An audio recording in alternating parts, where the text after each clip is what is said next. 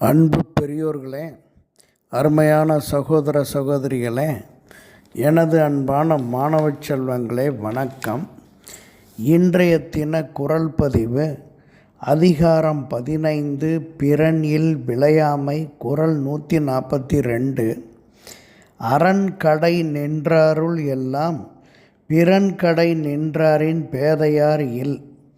அதாவது, பிறர் மனைவியை விரும்பி பின் வாசலில் நிற்பவன் பேதை ஆவான் எனப்படுகிறது. சொற்பொருளை காண்போம். அரண்கடை அறத்தை மீறிய தீய செயல். நின்றாருள் கீழான வழியில் சென்றவர் எல்லாம் எல்லோரும். பிறன்கடை நின்றாரேன் பிறனுடைய பின் வாசலில் நின்றவர் பேதையார் அறிவில்லாத முட்டாள் ஆவார். பொருள்: பிறரது மனைவியை அடைவதற்கு துணிந்தவர்கள் அறவழியை விடுத்து தீய வழியில் செல்லும் கடைநிலை மனிதர்களை காட்டிலும் கீழானவர்கள் என உரை குறிப்பிடப்படுகிறது. இதற்கு சான்றாக இதுவே ஒரு தவறான செயல்பாடு. பிறனுடைய மனைவியை விரும்பி பின்வாசலில் நிற்கக்கூடிய ஒரு முட்டாள்தனம் என்பதற்காக ஒரு அருவருப்பான ஒரு பன்றியை வைத்துக்கொள்வோம். அதை வைத்து ஒரு கதை சொல்வோம். ஒரு ஊருக்கு வெளிப்புறம் முழுவதும் விவசாய நிலங்கள் இருந்தன. பருவங்களுக்கு தக்கவாறு நிலங்களுக்கு உரியவர்கள் பயிரிட்டு வந்தனர். பெரும்பாலும் அங்கு கரும்பு விளைச்சல்தான் அதிக மகசூல்களை தந்தது.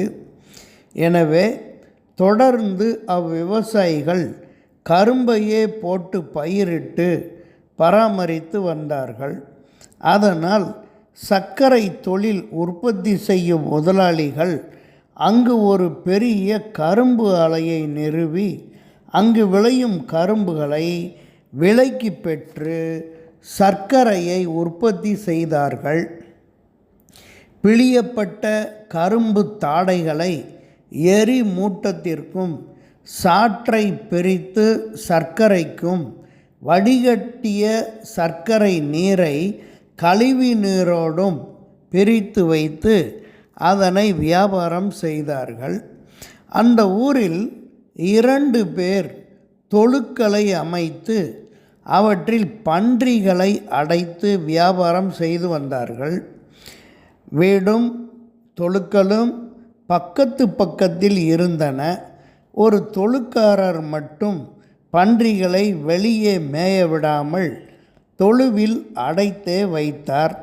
அதற்கு இரையாக கரும்பு ஆலையில் உள்ள கழிவு தண்ணீரை விலைக்கு வாங்கி பன்றிகளுக்கு ஊற்றினார். அவைகளும் அவைகளை நன்கு உண்டு கொழுவென இருந்தன. மற்றொரு தொழுவுக்காரரோ அவரது பன்றிகளை வெளியே மேயவிட்டார். அது போதாது என்று இவர் தொழுவத்தில் இரவு நேரம் பின்வழியாக சென்று ஒவ்வொரு பன்றியாக திருடி வெளியூர் கொண்டு போய் விற்க ஆரம்பித்து விட்டார். களவு போனதை கண்ட தொழுவுக்காரர் சுற்றிலும் முள்வேலி அமைத்து கொண்டார்.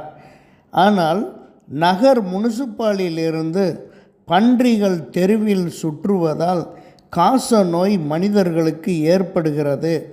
எனவே அதை சுட்டு தள்ளி லாரியில் ஏற்ற ஆணை பிறப்பிக்கப்பட்டது. திருடரின் பன்றிகள் அனைத்தும் சுடப்பட்டன. அடுத்தவனின் கவர்ச்சியான பொருளை கவர நினைப்பவர்கள் கீழ்த்தரமானவர்கள் என்பதை குறள் வழி காண்போம். இந்த குறள் அரண்கடை நின்றாருள் எல்லாம் பிறன்கடை நின்றாரின் பேதையார் இல்.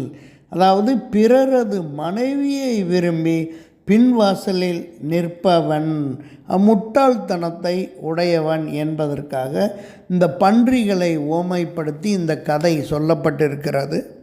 நன்றி. மு. சமுத்திரம், ஆசிரியர்.